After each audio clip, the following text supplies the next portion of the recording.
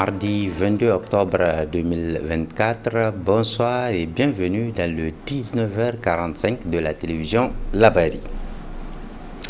Parlons d'abord de la réception ce mardi matin d'un groupe électrogène de 500 kVA à la maternité Isaka Gazobi de Niamey. Et c'est l'Organisation mondiale de la santé, OMS, qui a offert ce groupe réceptionné par le directeur général de la dite maternité, professeur Madi Nayama, devant nos reporters Nafissatou Yahya et Sadou Toumi.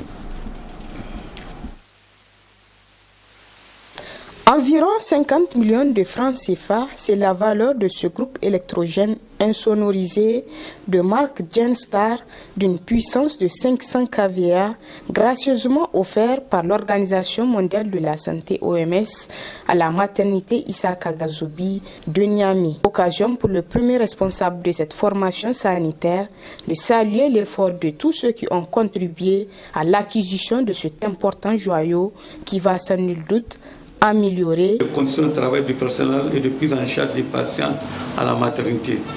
Nous voudrons saluer son Excellence le général de brigade Abdraman Kiani, président du Conseil national pour la sauvegarde de la patrie, CNSP, chef de l'État. Son Excellence M. Lamine Zen Ali Maham, Premier ministre, ministre de l'économie et des finances.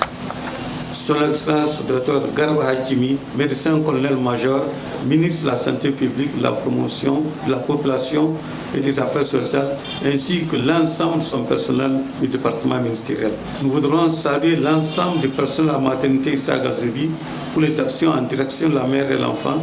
Merci vraiment beaucoup pour tout et du fond du corps. Nous sommes ensemble pour la rénovation et la relocalisation de la maternité. Nous vous informons que demain, nous allons accueillir une équipe italienne complétée de pédiatres qui sont là pour un projet de jumelage avec le service de néonatologie, avec un CHU italien. Je pense que nous allons leur réserver un accueil très chaleureux et nous allons les accueillir aussi dans de bonnes conditions. Nous souhaitons une cessation de cette insécurité, une paix durable pour notre pays, le Niger. La remise de ce don de groupe électrogène s'inscrit dans le cadre d'une stratégie de garantir la disponibilité constante de l'énergie, dira le représentant de l'OMS, avant de réaffirmer l'engagement de cette organisation à rester aux côtés des autorités nigériennes. L'OMS est et restera toujours aux côtés du gouvernement nigérien pour renforcer le système de santé à tous les niveaux. Cette donation n'est pas la première à la maternité Isaka Gazobi, symbole de notre engagement constant. En 2022 déjà, l'OMS avait mis à la disposition de cette formation sanitaire des équipements du bloc opératoire et matériel consommable dont le coût a été estimé à 32 782 742 000 francs CFA et est composé notamment de un appareil d'anesthésie et accessoires, une table d'opération, 2 tables chauffantes et un lot de consommables de laboratoire. Nous espérons que le groupe électrogène offert aujourd'hui sera utilisé de façon optimale et efficiente afin qu'il contribue réellement à l'amélioration des soins offerts aux mères et aux enfants. Ces vies précieuses qui représentent l'avenir de notre société. Le clou de cette cérémonie de don a été la présentation du groupe électrogène et la remise de témoignages de satisfaction, de témoignages de reconnaissance aux représentants résidents de l'OMS au Niger et à Dr Lawali Aissata, membre du personnel administratif de l'OMS. Il y a quelques jours, le secrétaire général du ministère de l'Éducation nationale a, dans une note, ordonné le retrait des enseignants du public des écoles privées n'ayant pas un contrat, une convention avec l'État en la matière. Aujourd'hui, cette décision est analysée et commentée par les promoteurs des écoles privées, mais aussi les parents d'élèves. Dans ce sujet de Ismaël Moumouni et Cheibou Guisso. Les établissements scolaires privés désirant recevoir des élèves du public signent des conventions avec l'État qui leur envoie des enseignants. Néanmoins, certains enseignants du public dispensent des cours dans les écoles privées sans convention. Ce qui a conduit les autorités en charge du secteur d'ordonner le retrait total et sans délai des enseignants du public dans les écoles privées sans convention. Cette décision n'aura pas beaucoup d'incidence sur les écoles privées, comme en atteste le président de l'association. Notre appréciation en tant que structure, c'est déjà de prendre acte, parce qu'on suppose que le ministère, à la veille de la rentrée, ne va pas créer les conditions de quelque chose de sensible. Et effectivement, il y a lieu d'expliquer aux uns et aux autres. En réalité, la décision ne dit pas que désormais les enseignants du public ne vont pas enseigner dans les écoles privées. Ce n'est pas une interdiction de vacation, non. La vacation, elle est permise et il y a même un comité qui autorise la vacation. Et donc, ici, il s'agit de quoi? Il s'agit des écoles qui sont en relation avec l'État. C'est ce qu'on appelle les écoles conventionnées. La convention, c'est une ratification, c'est un accord entre une école privée et l'État. L'État accepte d'envoyer des élèves dans une école privée de 6e ou de seconde qui ne vont rien payer. En retour, l'État, pour appuyer cette école, envoie des enseignants qui vont faire des cours dans cette école, mais à la charge de l'État. C'est ça l'esprit de la Convention. Et même pour les écoles conventionnées, il a été demandé de faire le point de toutes les conventions à la date du 25 octobre, Inch'Allah. Donc, nous supposons que il n'y a vraiment pas de... Il n'y a rien d'inquiétant, il n'y a rien qui doit perturber cette rentrée, parce qu'avant tout, c'est très peu d'écoles. Il ne peut pas y avoir un impact négatif, étant donné que une école privée s'organise toujours et apprend à s'organiser.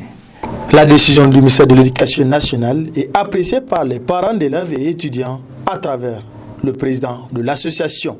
Nous accueillons favorablement cette décision parce que quand tu es un agent de l'État, un agent du public, tu dois servir le public. Donc nous ne voyons pas d'inconvénient pour que les autorités s'attellent à remettre les enfants dans leurs droits, c'est-à-dire être enseignés en temps plein. Parce qu'aujourd'hui, nous avons beaucoup d'établissements qui manquent d'enseignants. Du fait effectivement de cette convention ou de ce libéralisme qu'on permet aux enseignants d'être au privé et au public. On ne le refuse pas. Mais ton cahier de charges, les heures qui te sont obligatoires, tu dois les remplir au niveau du public avant de faire de l'extra. Donc nous accueillons favorablement et cela va permettre à nos enfants d'être dans leurs droits. Parce qu'aujourd'hui, ce sont les établissements publics qui manquent d'enseignants pendant que ceux du privé sont pleins d'enseignants.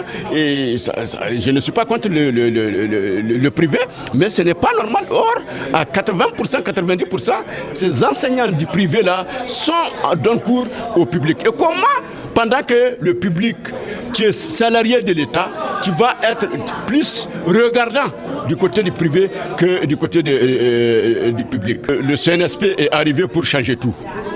Et le changement doit commencer à la base, et la base c'est l'éducation. Donc nous ne doutons pas de la capacité des autorités actuelles de vouloir faire appliquer cela. Parce que c'est leur objectif, c'est sur quoi ils ont accepté de diriger l'État. Donc nous allons les regarder et si ce n'est pas fait, nous allons revenir dire que ça n'a pas été respecté.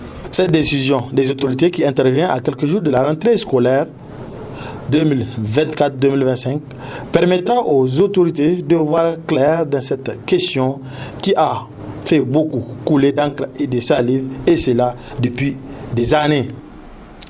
Parlons d'une autre décision prise par le gouvernement ces derniers temps.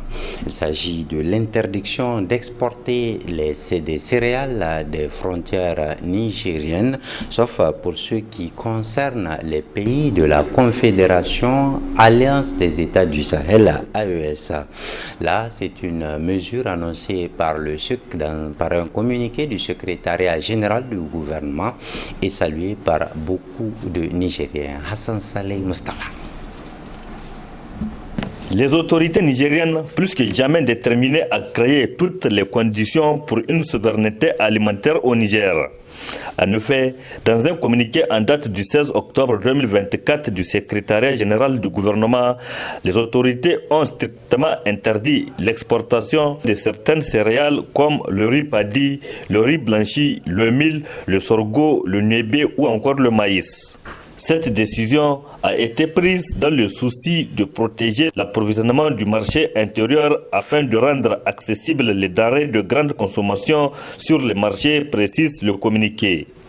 De ce fait, des mesures d'accompagnement sont envisagées par le gouvernement afin de permettre aux producteurs de bénéficier d'une rémunération équitable de leur dur labeur.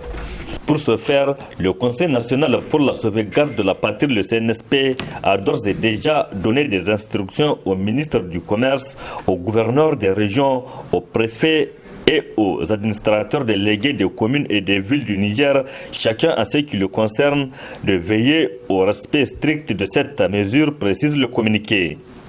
Les autorités nigériennes rappellent par conséquent aux contrevenants à cette mesure que des sanctions sont prévues, notamment la saisie de la cargaison qui sera mise à la disposition de l'Office des produits vivriers du Niger OPVN sans possibilité de restitution et sans préjudice à des sanctions administratives et ou pénales, indique le communiqué. Il faut préciser que cette mesure d'interdiction d'exportation des céréales ne s'applique pas aux exportations à destination des pays membres de l'Alliance des États du Sahel AES, à savoir le Burkina Faso et le Mali. Ne nous éloignons pas trop du sujet pour dire qu'en cette période, les marchés de Niamey sont bien fournis en produits saisonniers de plusieurs natures. Ces produits qui font l'affaire aussi bien des revendeurs que des consommateurs. Constat de Nafissatou Yahya et Sadoumi.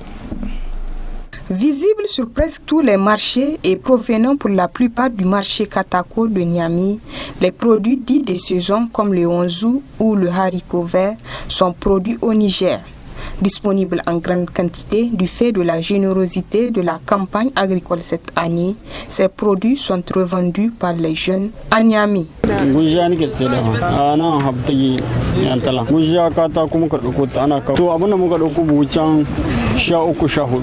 Je vends le onzou ici au marché Haboutegui de Yantala.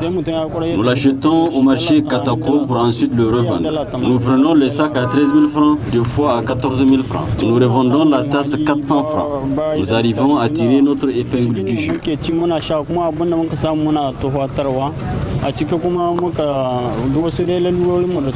Malgré leur disponibilité, ces produits restent très chers selon les clients.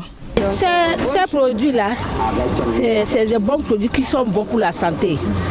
Vraiment, moi j'apprécie beaucoup ce genre de produits-là.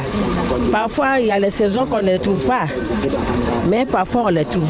Mais actuellement, là, on en a beaucoup. Vous voyez, non? On en a beaucoup, mais c'est un peu cher. C'est un peu cher. C'est bon pour l'organisme. C'est bon pour surtout le haricot, tout ça là. C'est bon pour l'organisme. Pour les revendeurs, ces produits de saison, comme tous les autres produits, ont connu une hausse du fait de la morosité économique. Après plus d'une année de fermeture de la frontière entre le Bénin et le Niger, dans le département de Gaya, l'activité des taxis moto ou kabu-kabu s'est nettement développée. Les jeunes qui exercent cette activité se retrouvent bien et s'en réjouissent devant nos reporters Boubacar Ibrahim et Ibrahim Abdou. L'expression commune Kabu-Kabu, les taxis motos que l'on aperçoit à longueur de journée de la ville capitale d'Idandi jouent un rôle pas des moindres. C'est eux qui assurent en grande partie la mobilité des usagers d'un point à un autre. Malgré la fermeture des frontières, les conducteurs de ces engins ne sont pas tous affectés. C'est ceux qui opèrent uniquement dans la ville qui disent avoir senti un changement, alors même que ceux qui prennent des passagers pour les y conduire à la rive et disent se frotter les mains.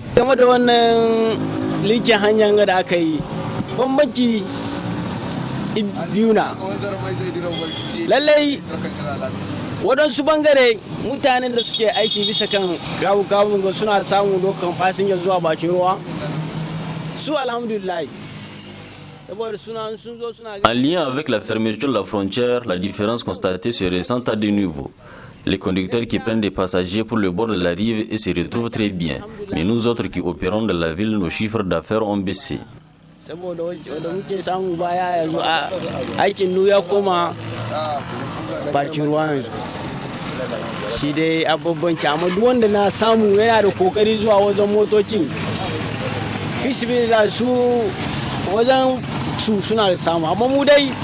gaskiya abu ya dan kwanta kadan idi bambanci akan manaki kaina da ma har kai gode ramit kulka iba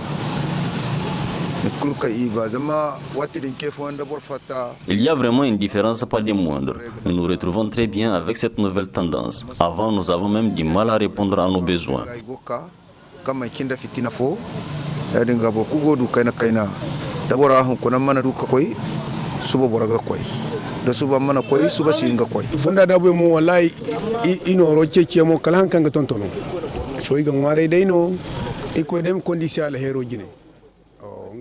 Nous nous en sortons bien. Nous prenons des passagers pour la rive et vice-versa. Le prix de la course dépend des conducteurs.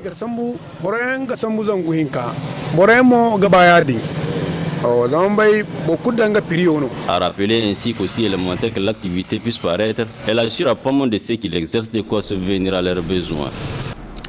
Ce journal vous sera rediffusé tout à l'heure à 22h45. La rédaction vous donne rendez-vous demain à 7h15, à 10h et à 12h45 pour de nouvelles éditions d'information. Mais tout de suite, la revue de la presse avec Adam Soumana. Bonne réception et à très bientôt. Inch'Allah.